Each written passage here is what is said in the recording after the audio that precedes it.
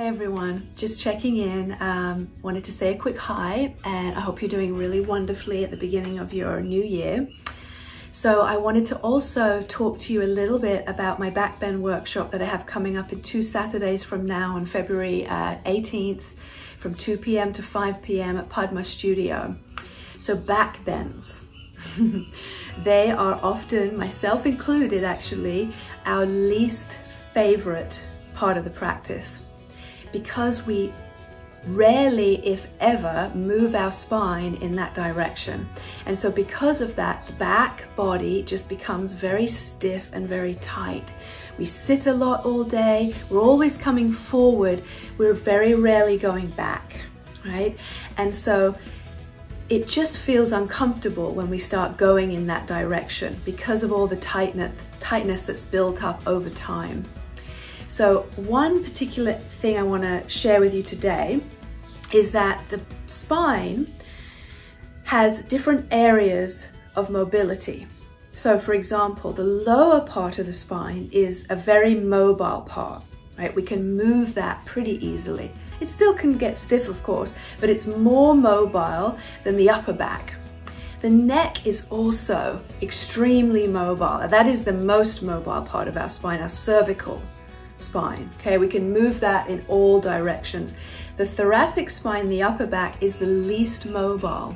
And what tends to happen is, unless we're really paying attention when we do back bends and things like that, we tend to move from the more mobile parts, like the neck and the lower back, right? So I'm going to show you today one thing that we'll be practicing in the workshop that is going to help you to start to stabilize your neck, which also then is going to help you strengthen it, and then begin to actually move more from your upper back. Okay, so we're going to be on a block, and you won't need one for your head because you're going to have your hands interlaced on the back of your skull. Your block will go, and you can practice this at home of course, your block will go right at the bottom tips of your shoulder blades, and then you're going to interlace your fingers on the back of your skull. And then you'll just keep your knees bent for now. Now, if I didn't have my hands on the back of my skull, look what would happen with my neck, right? It would just hang. It would just be completely collapsed there. And then of course, there's no way I'm going to be able to get into my upper back if I do that. So I lift my head, my hands become a support for my head and my neck, but they also give me something to start to press back against. So just notice now, as I stabilize my neck and start to push my head into my hands, now, because my neck is not moving, I can actually start to get more into my thoracic spine, my upper back.